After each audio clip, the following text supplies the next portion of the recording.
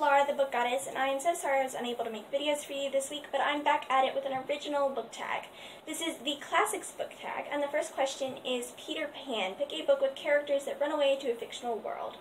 I picked the Inkheart trilogy by Cornelia Funke, and this is a trilogy about the power of words and writing, and the main character, Maggie, and her father both have the ability to read themselves into books or to read people out of books.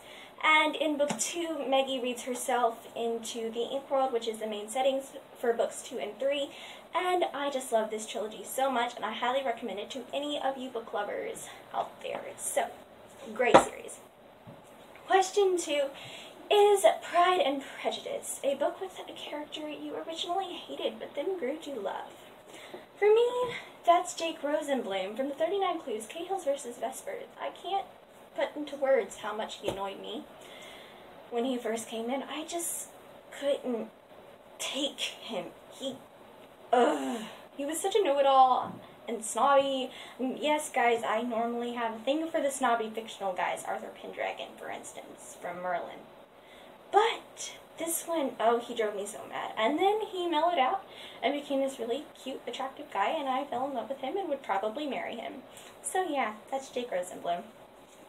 Question 3 is Grimm's Complete Fairy Tales. Pick your favorite fairy tale retelling. You wanna guess? It's my favorite book in the entire universe. If you guys have seen my videos before, you know I probably talk about this book in every single one of them. That's Entwined by Heather Dixon. This is a retelling of The 12 Dancing Princesses, or The Shoes That Were Danced to Pieces. And it's got magic and romance and dancing and an extremely attractive villain. If that sounds good to you, go pick this up right now. It's the best book in the whole entire universe. And I love it so much that I made my dad read it. So he's actually still reading it. He's on chapter 18. It's so good. Guys, just read it, please. I beg you. And I want to talk to you about Keeper because I have a major crush on the villain. Spoiler. Question 4, Le Morte d'Arthur. Haven't read this either. I've read King Arthur, I just haven't read this particular book. Pick your favorite Arthurian novel. I haven't read a lot of Arthurian fiction, so I'm just kind of picking the one that I have read, which is my favorite King Arthur story version I've ever read. And that's The Once a Future King by T.H. White. I love this book so much. Now I'm going to be honest. When I was 7 and read King Arthur for the first time, I didn't realize how much inappropriate stuff was in it, because it was way over my head and I didn't know what was happening, but this book is clean. This book is clean. The only sex in it is you just know it happened, you know? It's implied. That's it, because I haven't even read Twilight, guys. I'm not allowed to read Twilight for another couple years. So, great book. It's good.